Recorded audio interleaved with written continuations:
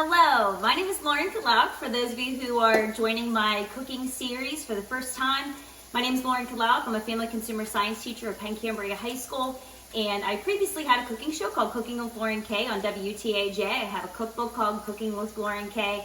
And amidst this COVID-19 crisis, I wanted to be able to bring the community and my students, family, and friends some recipes from my kitchen.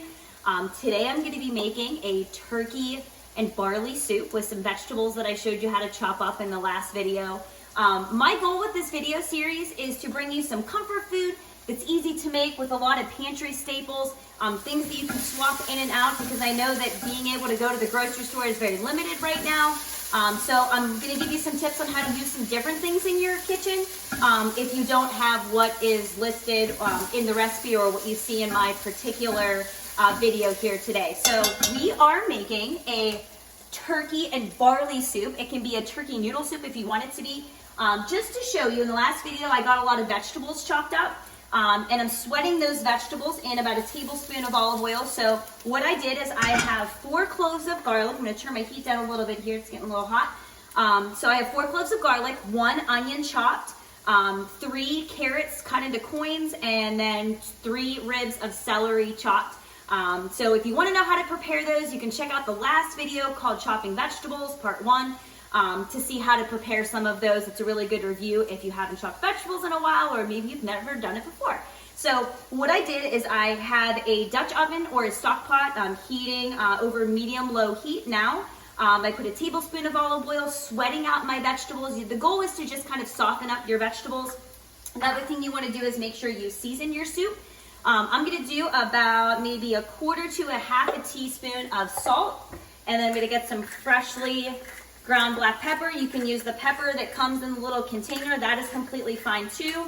We want to give a lot of good seasoning to this soup, so always make sure you season along the way. Taste along the way too. Makes it more fun that way. I'm also going to use 2 bay leaves. Bay leaves are a common herb that is a dried herb that is used in a lot of soups. If you don't have these on hand, don't worry. The soup will still be good without the bay leaves, but they kind of give it that homemade soup flavor. So if you have them on hand, throw 2 of them in there. Don't eat them. Make sure you pull them out at the end. So you can kind of stir all of your seasonings in there. I think soup is a really great comfort food, also really good food that if you're making food for somebody else, somebody who is elderly that can't go out right now because they're afraid of contracting the coronavirus, this would be a good recipe to make them, because they can reheat it at their own house and make sure that any bacteria that you might have transferred to your soup or dish can be eliminated. So they can heat it on their own stove, they can microwave it, and that should kill a lot of the bacteria. But make sure that you wash your hands and that you're sanitary along the way. Really important, especially right now. So what I'm going to do is I have about 2 cups of pre-cooked chopped turkey. I had this turkey in my freezer from a turkey that I made last week, but you could cook chicken up yourself and just shred it if you wanted to. I like to make a lot of turkey or chicken at one time so I can use it in several recipes. So I'm going to stick 2 cups or 1 pound of the poultry of your choice. You could use beef in there if you wanted to. I would stay away from shrimp. Shrimp cooks really fast and it may be overdone in a soup like this. So for this particular soup, I would stick to something that can stand to a boiling in a stock type solution. I actually made my own stock last week that I'm going to use. After I made my turkey that I did last week, I put some water over the carcass and I threw some peppercorns and some carrots and onions in there. You can do that if you want to. There's about 6 to 7 cups of stock. If you don't have homemade stock on hand, that is perfectly okay. You can get one of these big boxes of turkey broth at your local grocery store. This one is 48 ounces, so that's 6 cups. That'll work for this recipe. But you can make your own as well if you want to. What we're going to do is we're going to bring this pot of soup to a simmer. And then what I'm going to do is I'm going to add in barley. I have about 2/3 of a cup of barley here. It's basically everything that I had left over in this box. I'm trying to use up some things that I have. So 2/3 of a cup of barley is going to go in there. The barley is going to cook in the stock and absorb some of that great flavor. other options that you have. So if you don't have barley, you could use rice, and the rice will cook in there, make a turkey rice soup. You can also turn it into a turkey noodle soup. You can do shortcut pasta. You can break spaghetti up into pieces and kind of have that be the noodles in there. You have a lot of different options. So I'm gonna let this come to a simmer. I'm gonna add my barley in here, and I'll show you how to finish this in just a few minutes.